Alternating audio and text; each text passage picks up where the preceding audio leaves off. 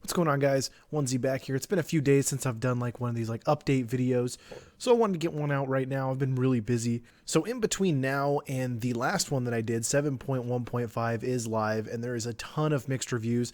I'm going to talk a little bit about that. I'm sure like it's been beaten to death everywhere, but we're going to get into a little bit about what has stuck out with me so far in 7.1.5. We're seeing a ton of upset fire mages and a ton of upset marksman hunters. And my opinion on this is kind of, I can sympathize for it because I have played the lower spectrum specs in this expansion so far, and I feel what it's like. But at the same time, I also feel like other specs do deserve their limelight. It looks like BM got a little more viable. I'm still testing with my BM hunter. There was that stomp bug that was going around at the beginning of 7.1.5, and it seems like from what I saw in the hotfixes, that is now taken care of. Those guys that don't know, when your Displacer Beast went out, there was a bug where it wouldn't even do a stomp. Not every time, but it was like 50% of my Displacer Beasts were not stomping when they hit the ground. But as far as that, there seems to be a lot of happy people. I'm going to tell you guys right now, I am extremely impressed with Assassination Rogues so far. I don't know if you guys have seen Assassination Rogues like at all yet, but they're just bonkers. The golden abilities seem to be proccing much more frequently, and it really made me think about, maybe I should be playing my Assassination Rogue. Now, the footage that you're seeing here, this is pre 7.1.5. I have not played or recorded gameplay much since 7.1.5. Like I said, I've been super busy. My birthday is in 2 days, and then I'm getting ready for that big cash opening. In some other news, there was a big Q&A today, or yesterday, and they brought up some pretty cool questions, and I'm going to go over some of the ones that really stuck out to me and what I feel how the answers went.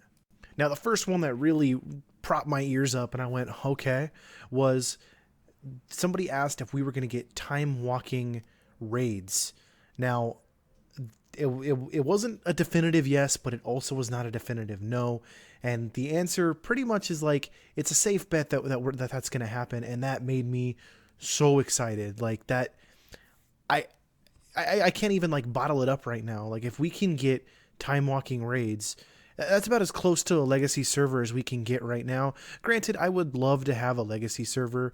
I just don't think Blizzard even wants to think about that.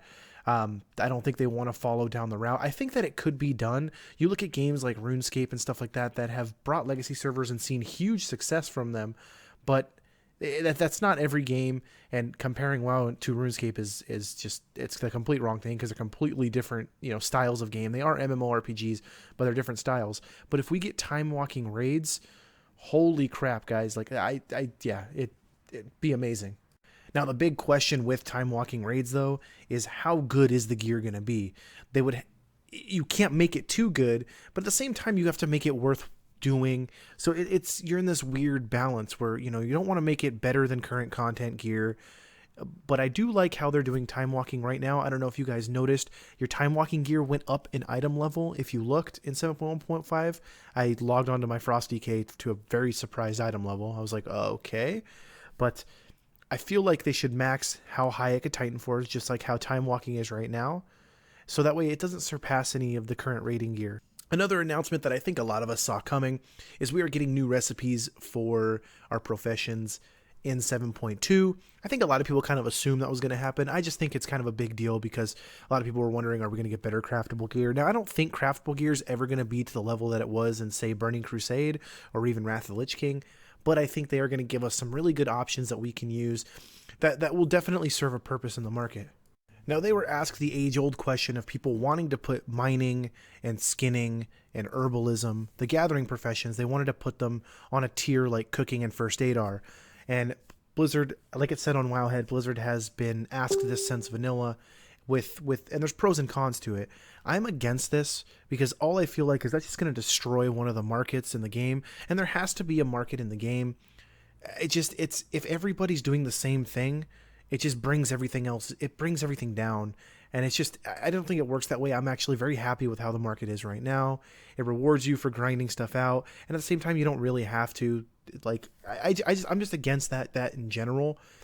And I don't think it's something that they are going to implement.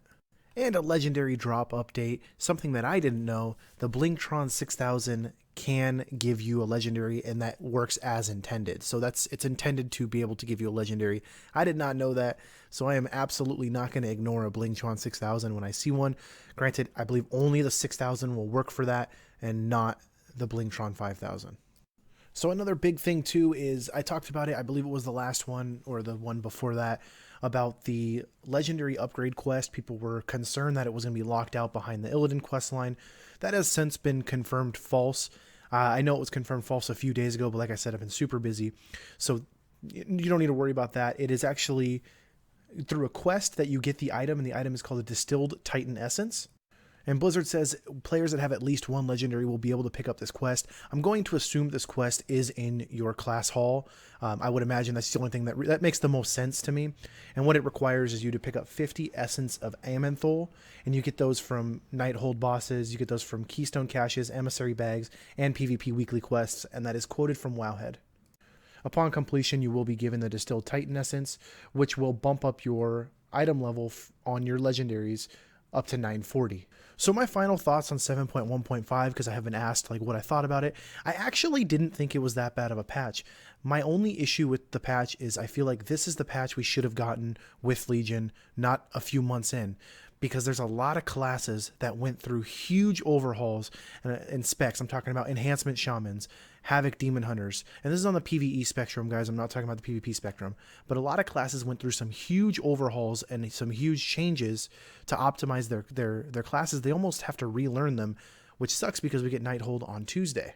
So to end this video on some pretty cool stuff here, we got a new Spirit Beast for those of you BM hunters out there, and this was actually designed by a senior designer for World of Warcraft. His daughter designed this. Pretty cool thing, pretty cool pet. It's in the Ravenhill Cemetery in Duskwood. I'm actually going to go see if I can get my hands on this thing. It's probably going to be another grind session like the Moose was, but this thing is sweet, and I think it's going to look awesome side by side with the vanilla Hottie. So to end this video with a suggestion like I'm going to try to do for each one of these update videos, my suggestion for this video is what I would like to see in the game is I would like to see a keystone that you can use for any Mythic Plus. And what I mean by that is I wish you had a chance to get like a vanilla keystone, just a blank keystone that just has a level on it that you can use for any dungeon. I think it should be very rare, talking about like maybe below 5% chance for you to get this keystone. But I think it'd be really cool to have a blank keystone to kind of do what you want with. You know, just say level 2 keystone, level 3 keystone, etc. I think that'd be a cool dynamic they could add to the game. It'll make you feel good if you finally get one. With that being said, that's going to be it for me, guys. I hope you guys did enjoy this video. I will remain maining my Demon Hunter, at least for now. So I hope you guys enjoyed this video.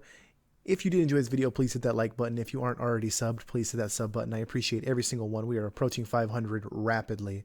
I hope you guys have a fantastic day, and I will catch you guys at the next video, which is probably going to be that massive cash opening for my birthday. So I'll see you guys there. Have a great night.